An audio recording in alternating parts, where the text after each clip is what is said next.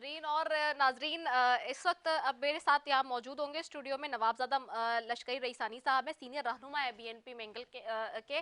मैं उनसे उनको खुश आमदेद कहती हूँ और उनसे बात करूंगी इस वक्त, क्योंकि पीडीएम और इसके अलावा जो इस वक्त सिचुएशन बनी हुई है, जो सारी सिचुएशन इमर्ज हुई है सारी, उस हवाले से और भी जो अभी डेवलपमेंट चल रही है उस पर खासतौर पर ऑपोजिशन की एक बड़ी स्ट्रॉन्ग आवाज़ है ऑपोजिशन में से और पीडीएम में से, तो मैं उनको खुश आमदेद कहती हूँ। बहुत शुक्रिया सर फॉर ज्वाइनिंग अस। सबसे पहले तो मुझे बताइएगा, आज की बात करें, क्योंकि अभी इस वक्त हम देख रहे हैं पीडीएम का हुकूमत के खिलाफ लॉन्ग मार्च जो है वो महंगाई मार्च नाम देने का फैसला सामने आया है। साथ ही ये भी डिसाइड हो रहा है कि मार्च में जो है वो लॉन्ग मार्च की तरफ जाया जाएगा और महंगाई मार्च से मुतालिक इस वक्त भी अभी कंटिन्यू मुशावरत जारी है। क्या लायामल है, क्योंकि आप लोग का भी ये हम देख रहे हैं कि 9 तारीख को हैदराबाद में भी जलसा है अब, और उसके बाद भी मुतवातिर आगे आप लोगों ने डेट्स रखी हुई हैं। कोई मेजर डेवलपमेंट है जो पीडीएम समझती है कि अब तक मिली है, क्योंकि हुकूमत पीडीएम के इस मोमेंट से अभी तक उसको कोई वीकनेस जो है या वीकन पॉइंट जो है वो नजर नहीं आया, और हुकूमत अभी तक ये कह रही है कि we are very much quite काम, हमें कोई प्रॉब्लम नहीं है पीडीएम की इस मूवमेंट से। देखिए, जब हुकूमत बार बार ये कहता है कि वो थर्ड एम्पायर के सहारे पे चल रहे हैं और थर्ड एम्पायर उनके साथ है, तो उससे ज़्यादा वीकनेस का क्या वो इशारा दें कि किसी और के सहारे वो चल रहे हैं। अर्ज़ ये कि पीडीएम जब तश्कील पाया तो लोगों का ये मुतालबा था, लेफ्टिस्ट राइटिस्ट जो मजहबी हमारे पॉलिटिकल पार्टी इन सब का, कि ये जो सहारे पे चलने वाले हुकूमत जिसके पास कोई आइंदा लाएमल नहीं है, कोई पॉलिसी माशरती फॉरेन पॉलिसी उनके पास नहीं है, उनसे छुटकारा हासिल करके इस मुल्क को एक जेन्युइनली डेमोक्रेटिक मुल्क बनाया जाए, इसीलिए तश्कील पाया। अब उसके लिए वक्त लगेगा। लोग आप जिस तादाद में जलसों में शिरकत कर रहे हैं, आपने कोयटा का जलसा भी देखा, यहाँ कराची में भी हुआ और हर जगह बड़े बड़े जलसे हुए, तो ये लोगों का एक एतमाद है उस फिक्र पे, उस एजेंडा पे जो पीडीएम लेके आगे चल रहा है। तो मैं समझता हूँ कि सहारे पे चलने वाले हुकूमतें कमज़ोर तो होती हैं, मगर उनके सहारे को भी ये मैसेज देना पड़ेगा, अगर ये मुल्क चलाना है तो इसको पार्लियामेंट चलाएगा। कोई ये सपोर्ट तो माजी में भी रही है ऑपोजिशन जो इस वक्त है, जब वो हुकूमत में थी तो क्या नहीं रही उनके साथ? देखिए, दुनिया में इस्टेब्लिशमेंट अपना काम करता है और हुकूमत का अपना काम होता है। हुकूमत दुनिया में पॉलिसी देता है और इस्टेब्लिशमेंट उस पर अमल दरामद करता है। मगर पाकिस्तान का आप खुशकिस्मती कहें या बदकिस्मती कहें, कहीं ना कहीं इस्टेब्लिशमेंट शराकत इक़्तिदार में रहा है, मगर आज का हुकूमत वो बाकायदा उसके लिए एक पॉलिटिकल पार्टी की तश्कील हुई और उस पॉलिटिकल पार्टी को इक़्तिदार में लाने के लिए जाली इलेक्शन कराए गए। उस जाली इलेक्शन का एक मिसाल ये है कि हल्का NA 265 जिससे मैं इलेक्शन लड़ा और आपके डिप्टी स्पीकर साहब, वो तो बाकायदा तौर पे यानी ट्रिब्यूनल, इलेक्शन ट्रिब्यूनल से नाअहल करार दिए गए। अब केस आगे नहीं बढ़ रहे, वो अलग बात है। तो आप अंदाज़ लगे 65,000 वोट जाली निकले, और जब उस जाली इलेक्शन का जाली ऐलान हुआ तो हमारे सिक्योरिटी फोर्सेस वाले उस खुशी में फायरिंग भी कर रहे थे। यानी मेरे टैक्स के पैसों से वो मेरे हार पे या किसी के जीत पे खुशियां मना रहे हैं। तो आप अंदाज़ा लगाएं कि ये हुकूमत कितना कमज़ोर है और थर्ड एम्पायर उसको कितना सहारा दे रहा है। लेकिन वो ये कहते हैं कि माजी में ये सपोर्ट आप लोगों के साथ भी रही है, और अगर आप कह रहे हैं कि ये पार्टी फॉर्म की गई और फिर बनाई गई, तो ऐसे तो पीपल्स पार्टी नवाज शरीफ साहब पे, नवाज शरीफ साहब पीपल्स पार्टी पे, दोनों आपस में माजी में जो है वो एलिगेशंस लगाते रहे। वो कहते हैं ज़िया की गोद में बैठ कर आए, वो कहते हैं जी फलां की गोद में बैठ कर आए। तो क्या ये बातें दुरुस्त? देखिए, बात ये कि कई जगहों पे आप पॉलिटिकल माइलेज गेन करने के लिए ज़रूर कहीं ना कहीं बात करेंगे, मगर कई पॉलिटिकल पार्टीज़ वो आवाम से के अंदर से पैदा हुए हैं, वो किसी के सहारे पे नहीं रहे। इसका सहारा तो पीटीआई का सहारा तो आप खुद देखें, वो कह रहे थे कि थर्ड एम्पायर अब उंगली उठाएगा और मामला दाएँ के बाएँ हो जाएंगे। तो इसका मतलब ये है कि ये मुकम्मल 100% उस सहारे पे चल रहे हैं।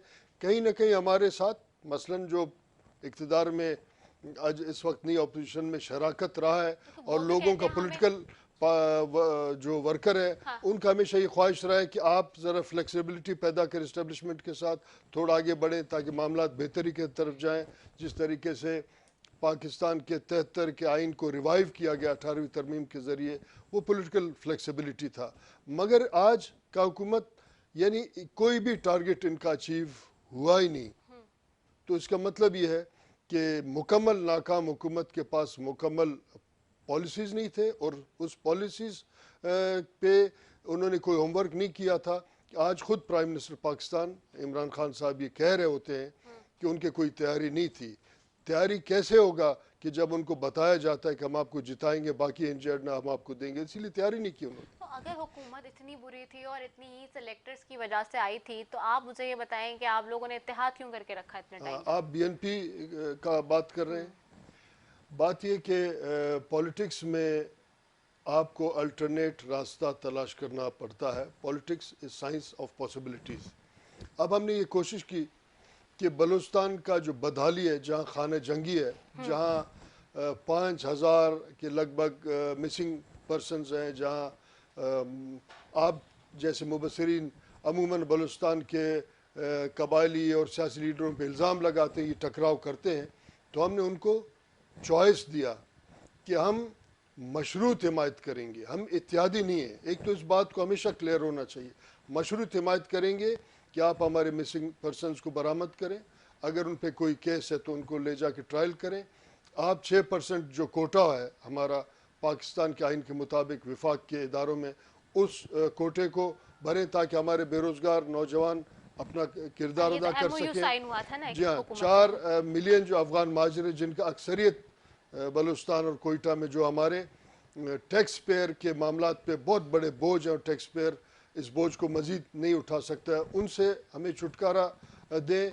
ग्वादर जो कि बलूचिस्तान के कौमी वतन का एक अहम हिस्सा है, उसके लिए आइनी तरमीम करें। अब अगर ये वो सब कुछ नहीं कर सके, हमने तो चॉइस दिया, और अगर हम चॉइस न देते तो आज यहाँ मैं बैठा होता और आप ये सवाल करते कि क्यों आपने उनको मौका नहीं दिया।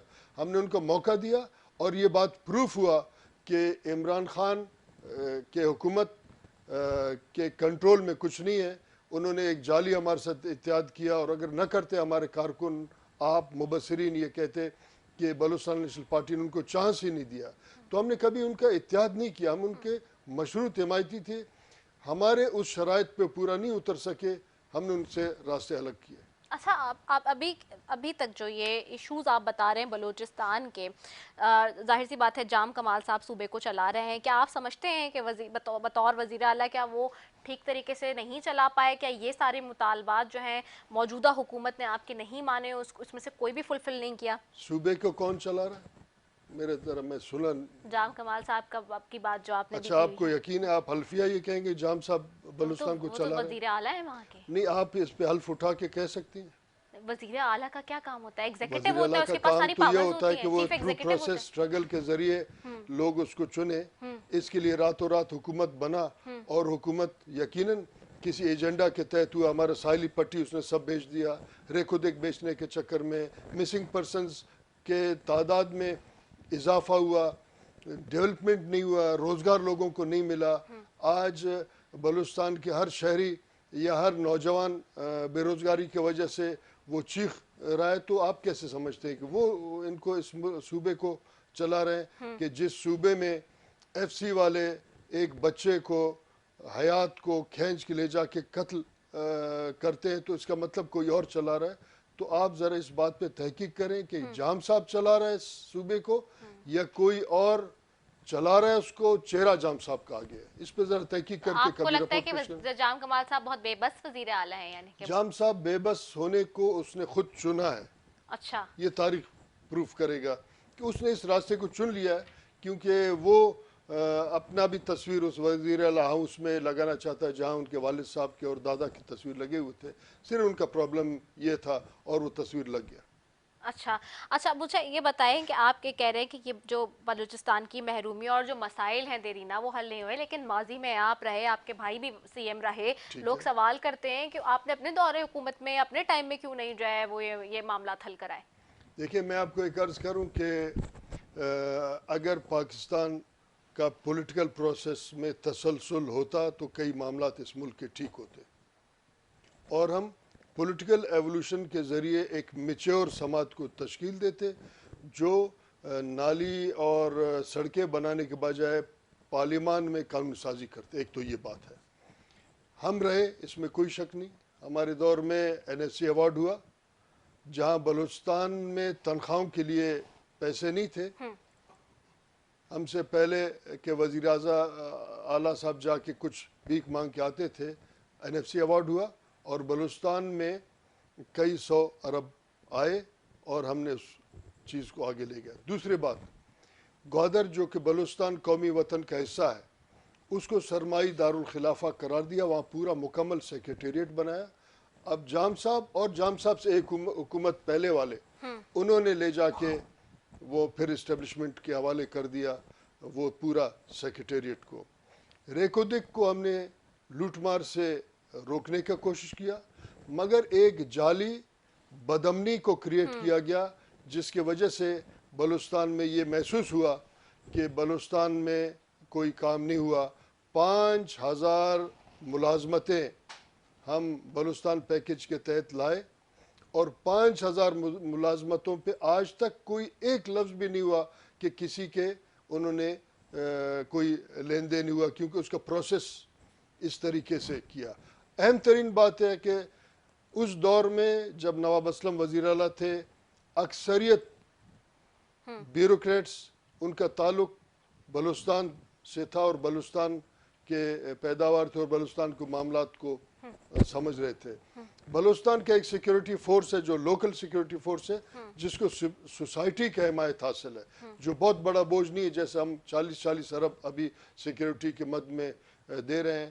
لیویز اس کو ریوائیو کرایا، اس کو ہم ری آرگنائز کر رہے تھے جس کو آج پھر ختم کیا جا رہا ہے. تو اس طریقے کے کئی ایسے کام ہوئے جو آگے بڑھ رہے تھے، مگر ایک جعلی فساد کو ڈیزائن کیا گیا اور دکھایا گیا کہ حالات بہت خراب ہیں، اور اس خراب حالات کے بنیاد پہ جو بڑے کام تھے وہ بھی لوگوں کو شاید نظر نہیں آئے.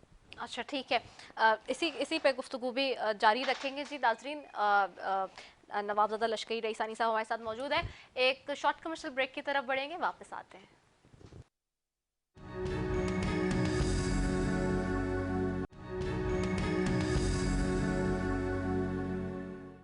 ویلکم بیک ناظرین، اور آج یہاں موجود ہیں ہمارے ساتھ نوابزادہ لشکری رئیسانی صاحب اور ان سے گفتگو ہو رہی ہے. سینئر رہنما ہے جی BNP مینگل کے. میں آپ کی طرف آؤں گی. آپ نے جیسے کہ بتایا کہ NFC ایوارڈ ہوا اور آپ کے دور میں جو ہے وہ کافی اچھے کام ہوئے. اس کے نتیجے میں ہم نے دیکھا ہے کہ کیسز بھی جو ہے وہ کچھ چل رہے ہیں جس پہ ہم دیکھتے ہیں نیب کے کیسز بھی ہیں، اور وہ کوئٹہ میں جو ایک مہر گڑھ کی تزئین و آرائش کے فنڈز میں مبینہ کرپشن کے حوالے سے بھی ایک کیس چل رہا ہے. سو یہ کیسز کیسے بن گئے پھر؟ اور اس کے اوپر جیسے کہ اس وقت کی جو موجودہ حکومت ہے وہ ماضی میں جب اپوزیشن میں تھی وہ الزام لگاتی آئی ہے کہ جی آپ لوگوں نے خوب پیسہ بنایا جبھی نیب میں اور دوسرے اس میں آپ کے کیسز چل رہے ہیں. دیکھیں، ایک میں آپ کو ایک بات بتاؤں کہ فنڈ میں اور کمپنسیشن میں بہت بڑا فرق ہے.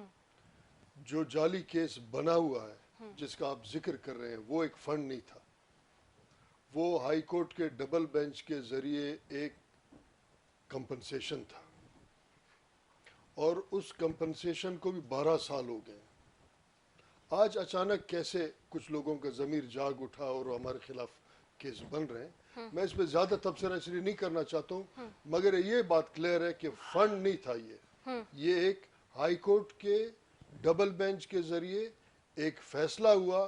پورے دنیا میں لوگ اپنے کمپنسیشن کے لیے عدالت جاتے اور میں بھی گیا، اور اس کمپنسیشن کے بنیاد پہ آج ایک جعلی کیس انہوں نے بنایا جو کہ چل رہا ہے. اس کو ہم فیس کر رہے ہیں، ہم کہیں گئے بھی نہیں. جس چیف جسٹس نے فیصلہ کیا وہ تو گورنر ہے، اور اگر ہم جب جنرل مشرف کے دور میں ہمارے گھروں کو بلڈوز کیا، ہم عدالت نہ جاتے کہاں جاتے؟ آپ مجھے سمجھائیں کہ اس ملک میں عدالت کے علاوہ کوئی اور طاقتور جگہ ہے، وہاں ہم چلے جاتے ہیں، نہ جاتے وہ الگ بات ہے، وہ ہمارا اصول کا مسئلہ ہے کہ ہم کہاں جاتے. مگر بلڈوز ہمارے شہروں کو 12 سال ویران کیا گیا، پھر ہم عدالت میں گیا اور یہ فیصلہ عدالت کا ہے. اب جعلی کیس تلاش کرنے کے بعد انہوں نے بنایا ہے، وہ چل رہا ہے، ہم اس کو فیس کر رہے ہیں. اگر غلط تھا تو غلط ہوگا, آپ کے سامنے ہم نہیں آئے تو پھر آپ جیل میں آ کے ہم سے پوچھیں.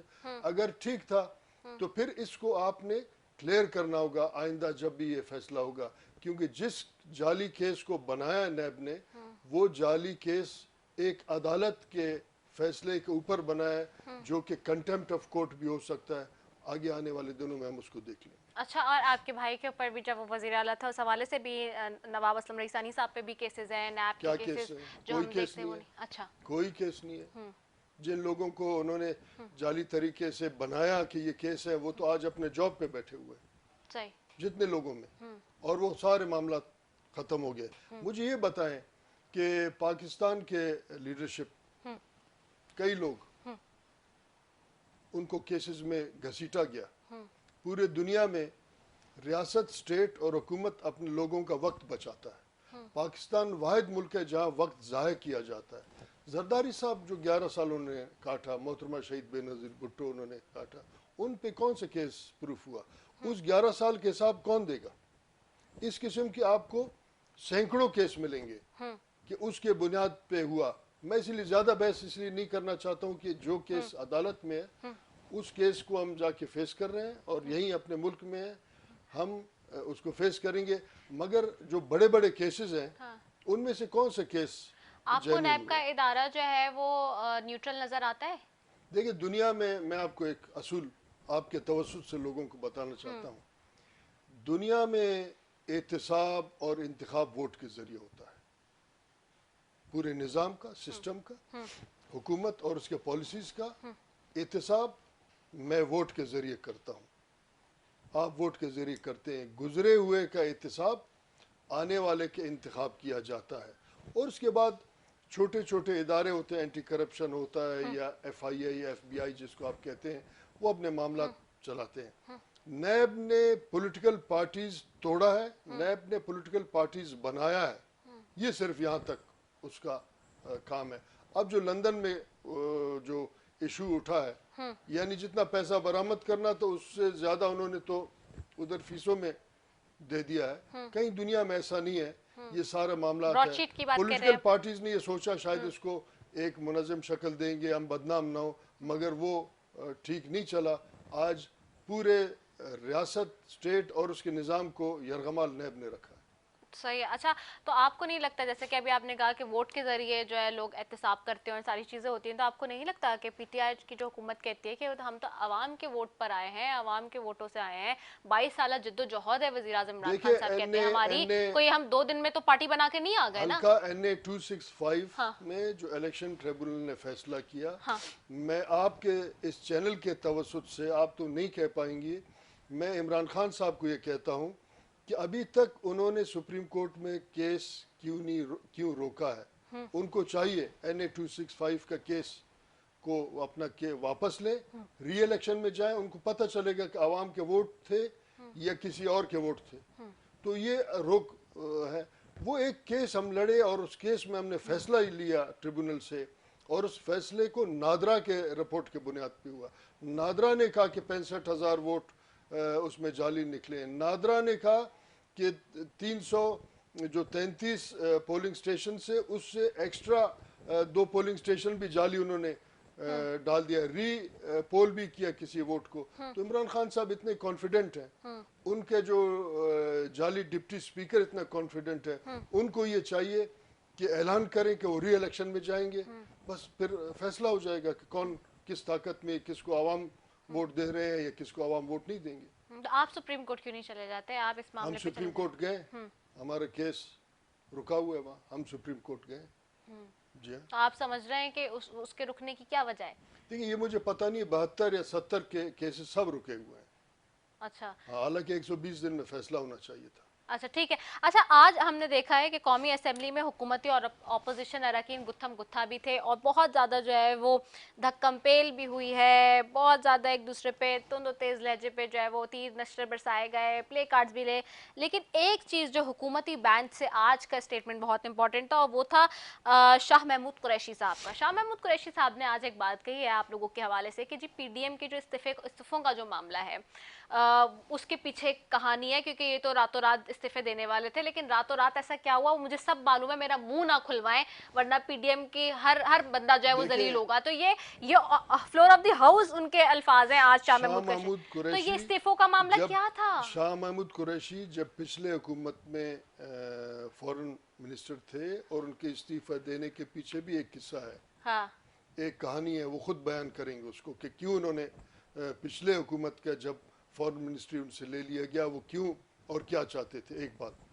दूसरा ये कि देखिए पीडीएम में कई पॉलिटिकल पार्टीज हैं, और हर पॉलिटिकल पार्टी का अपना राय है, हिकमत अमली मिल के बनाएंगे। पीडीएम के हमारे साथी, आप अपना राय दे रहे हैं, मैं अपना राय दे रहे हैं, इसको इतना बड़ा इशू नहीं बनाया जाए, इसको इशू नहीं बनाया जाए। मतलब मैं अपने एक निजी महफिल में कभी बात करूंगा, एक जलसे में बात करूंगा, इज्तिमाई तौर पे रहबर कमेटी फैसला करेगा कब इस्तीफा देना है। शाह महमूद कुरैशी साहब ये चाहते हैं कि फौरन इस्तीफा हो, और वो 2/3 जो है अपना क्या नाम है अक्सरियत लाएं, और 2/3 के बुनियाद पे पार्लिमानी निज़ाम को ख़त्म करें, 18वीं तरमीम ख़त्म हो, सदारती निज़ाम लाएं। उनका ये ख्वाहिश पूरा नहीं होगा। पीडीएम फैसला करेगा और उनका रहबर कमेटी फैसला करेगा कब इस्तीफा देना है, कब नहीं देना। नहीं, लेकिन ये चूंकि पीडीएम खुद ही, पीडीएम के रहनुमा खुद जलसों में और खुद आवाम में जब खड़े होकर एड्रेस करते हैं, तो वहाँ तो कहते हैं आर होगा पार होगा। मरियम नवाज साहिबा कल परसों भी ट्वीट किया उन्होंने कि जी अब हमारे इस्तीफे जब अब आएंगे तो तुम देखोगे, इमरान खान को वो मुखातिब कर रही हैं, वैसे इस्तीफे नहीं होंगे जैसे तुम्हारे थे जाली इस्तीफे। और अब ये कह रहे हैं कि ये रातों रात क्या हुआ, ये राज नहीं खोलना चाहता। आप शाह महमूद कुरैशी साहब पे फॉरेन अफेयर्स के मामलात में भी तनकीद करते रहे हैं कि जी उन्होंने जिस तरह से वो मामला चला रहे हैं उस पर भी आपको जो है वो इख्तिलाफात हैं बहुत सारे। सो ये जो फॉरेन अफेयर्स जो चला नहीं रहे ना, वो क्या क्या चला है उन्होंने, ये मुझे बताएं। अच्छा, यानी किस मुल्क के साथ हमारे ताल्लुकात ठीक है, मुझे बताएं।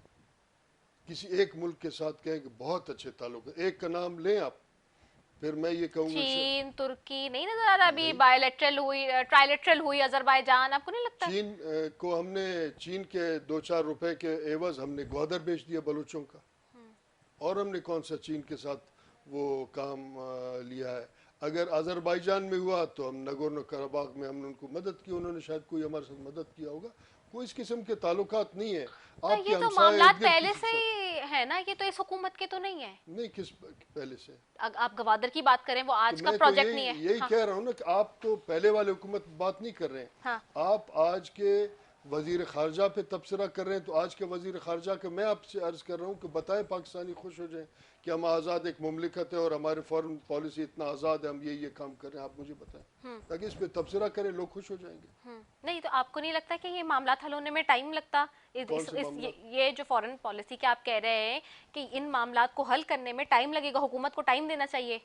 हुकूमत भी नहीं है, पहली दफा आई है ये हुकूमत में। शाह महमूद कुरैशी हो या आज का हुकूमत, उसको एजेंडा दिया गया है, वो एक पटड़ी पे चल रहे हैं, उसको दाएं बाएं नहीं हो सकेंगे।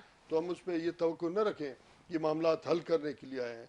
उनको एक पटड़ी पे बिठाया गया है और वो ट्रेन वहां तक चलेगा नहीं चलेगा वो अलग बात है, मगर उनको दाएं बाएं कोई ऐसा फॉरेन पॉलिसी उनके पास नहीं है कि पाकिस्तान को इस माशी और डिप्लोमेटिक बहरान से निकाले। कुछ भी नहीं उनके पास। अगले अगर 2 साल और भी रहे, मजीद बर्बादी करेंगे।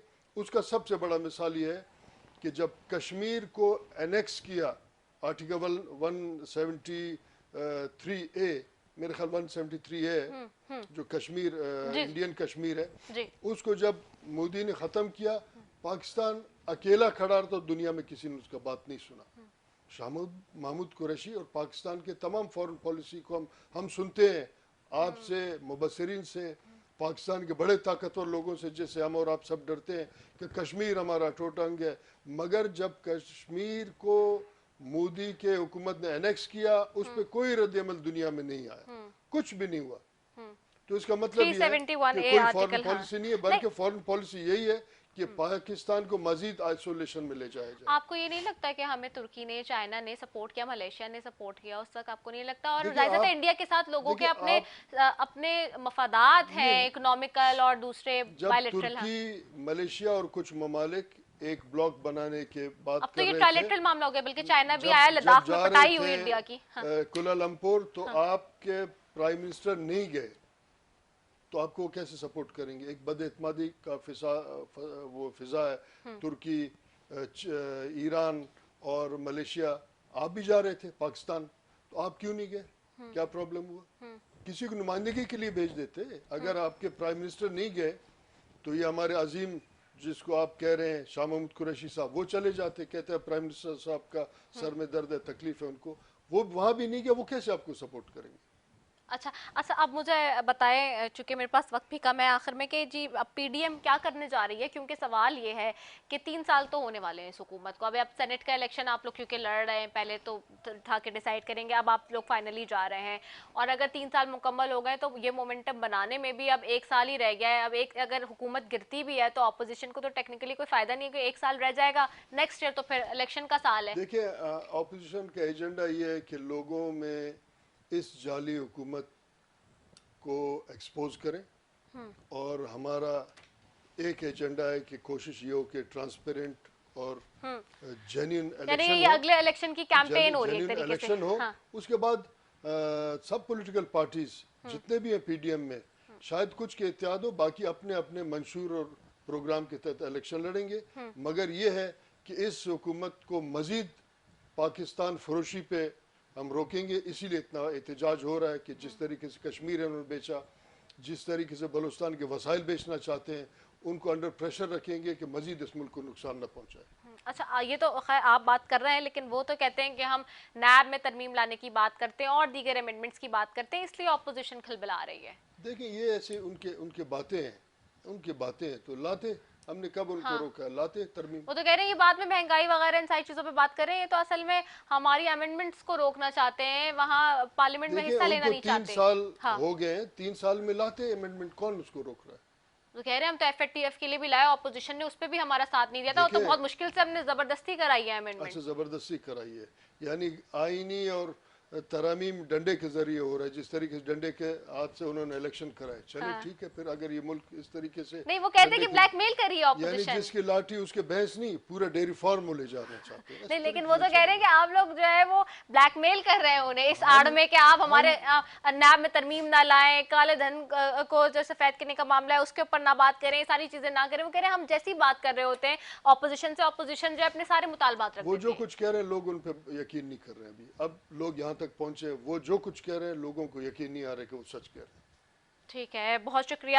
نوابزادہ لشکری رئیسانی صاحب، سینئر رہنما بی این پی مینگل کے ہمارے ساتھ موجود تھے جی، اور پی ڈی ایم کے حوالے سے بات کر رہے تھے، اور جو انہوں نے بات کہی اس سے تو یہی نظر آ رہا ہے کہ جی اب جو ہے وہ یہ کیمپین ہے ایک طریقے سے الیکشن جو کہ اپوزیشن کی نظر آ رہی ہے، اور خاص طور پہ کیونکہ اب ٹائم کم ہے، سینٹ کے الیکشن ہے، اس کے بعد بجٹ ہے، اور 3 سال تو مکمل ہونے جا رہی ہیں. ویسے حکومت کے 1 سال رہ گیا ہے، اگر آئندہ آنے والے دنوں میں کیا لائے عمل مزید ہوگا پی ڈی ایم کا، یہ بھی دیکھنا ہے سامنے. ویل اسی کے ساتھ اپنی میزبان ردا سیفی کو دیجیے اجازت. پاکستان زندہ باد.